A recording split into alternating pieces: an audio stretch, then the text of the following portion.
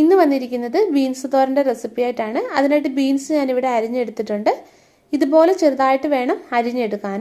ഇപ്പോൾ നാരുള്ള ബീൻസ് ആണെങ്കിൽ സൈഡിൽ നിന്ന് നാര് എടുത്ത് കളയണം. അതിനുശേഷം നിങ്ങൾ അരിഞ്ഞെടുക്കുക. ഇനി ഇതിൻ്റെ തോരൻ നമുക്ക് തയ്യാറാക്കി എടുക്കാം. അപ്പോൾ അതിനായിട്ട് പാൻ വെച്ച് ചൂടായിട്ടുണ്ട്.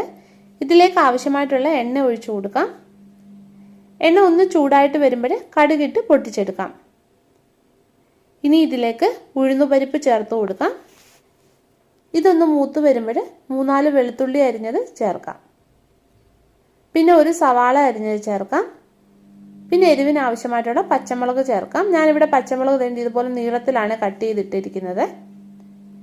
ഇനി ഇതിലേക്ക് നമ്മൾ ചെറുതായിട്ട് അരിഞ്ഞു വെച്ചിരിക്കുന്ന ബീൻസ് ചേർക്കാം.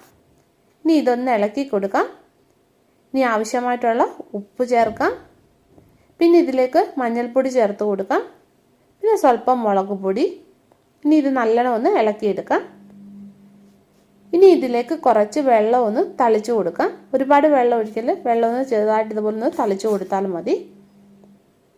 ഇനി ഇത് നമുക്ക് അടച്ചു വെച്ച് വേവിച്ചെടുക്കാം. ഇടയ്ക്കിടയ്ക്ക് തുറന്നൊന്ന് ഇളക്കി കൊടുക്കുക. അപ്പോൾ ഇത് വെന്ത് വന്നിട്ടുണ്ട്. ഇനി ഇതിലേക്ക് തേങ്ങ തിരുമിയത് ചേർത്ത് കൊടുക്കാം. ഇനി ഇത് തുറന്ന് 3-4 മിനിറ്റ് ഒന്ന് വേവിച്ചെടുക്കാം. ഇല്ല വെള്ളമൊക്കെ ഉണ്ടെങ്കിൽ ഒന്ന് വറ്റിപ്പോകാൻ വേണ്ടിയിട്ട്. അപ്പോൾ തോരനായി വന്നിട്ടുണ്ട്. ഇനി ഇതിൻ്റെ ഫ്ലെയിം ഓഫ് ചെയ്യാം. നിങ്ങൾ ഇതുപോലെ ഒരു വട്ടം ബീൻസ് തോരൻ ചെയ്ത് നോക്കണം. പിന്നെ വീഡിയോ ഇഷ്ടപ്പെടുകയാണെങ്കിൽ ഒന്ന് ലൈക്ക് ചെയ്യുക, ഷെയർ ചെയ്യുക. അപ്പോൾ നമുക്ക് വീണ്ടും മറ്റൊരു നല്ല റെസിപ്പിയുമായിട്ട് കാണാം.